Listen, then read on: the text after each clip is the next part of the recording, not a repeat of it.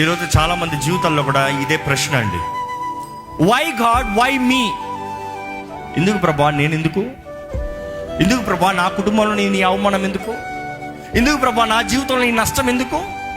ఎందుకు నా తోటోళ్ళు బాగానే ఉన్నారు కదా, నా సంఘస్థులు బాగానే ఉన్నారు కదా, మా పాస్టర్ బాగానే ఉన్నాడు కదా, మా వాళ్ళందరూ బాగానే ఉన్నారు కదా, నేను మాత్రం ఎందుకు కష్టపడాలి? Why me? నేను సహాయం చేసిన వారు బాగుపడ్డారు, నేను ఎందుకు ఇట్లా ఉన్నా? నేను మేలు చేసిన వారు సంతోషంగా ఉన్నారు, మేలు చేసిన నేను ఎందుకు ఇలాగ ఉన్నా?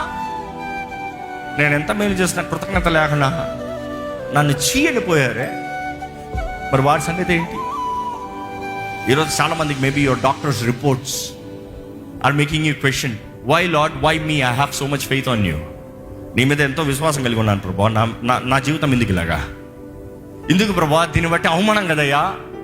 నాకెందుకు ఈ క్యాన్సర్? నాకెందుకు ఈ కిడ్నీ ఫెయిల్యూర్? నాకెందుకు ఈ హార్ట్ డిజీజ్? నాకెందుకు ఈ ప్రాబ్లం? Why me? నేను నిన్ను మేము స్తుతిస్తున్నాం కదా, సేవిస్తున్నాం కదా, ఆలయానికి వస్తున్నాం కదా, ప్రార్థన చేస్తున్నాను కదా, నేను గణపరుస్తున్నాను కదా, వై మీ? అలాంటి ప్రశ్నలు ఉన్నవారైతే మీరు ఒకటి జ్ఞాపకం చేసుకోండి, మీ దృష్టి అంతా ఒకటే, క్రీస్తుని వెంబడించాలి. మీ జీవితంలో ఆయన అనుమతి లేనిది ఏది జరగదు. ఆయన అనుమతించాడంటే ఆయన మహిమ కొరకు మాత్రమే. నమ్మేవారు హల్లెలూయా చెప్తారా?